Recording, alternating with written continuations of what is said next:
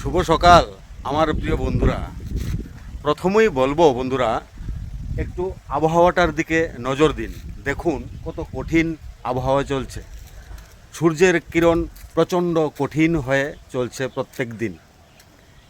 আজ আমাবুচি চলে গেল, কয়েকদিন হলো। গতকালকে রথযাত্রা শুরু হলো, আগামী কয়েকদিন পরে খার্চি পুজো।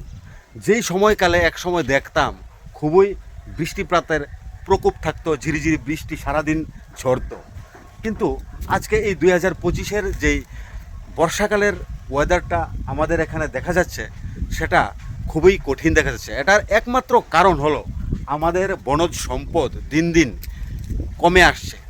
আমরা বনজ সম্পদ রক্ষা করার দিকে সবাই মিলে বিশেষ লক্ষ্য রাখছি না।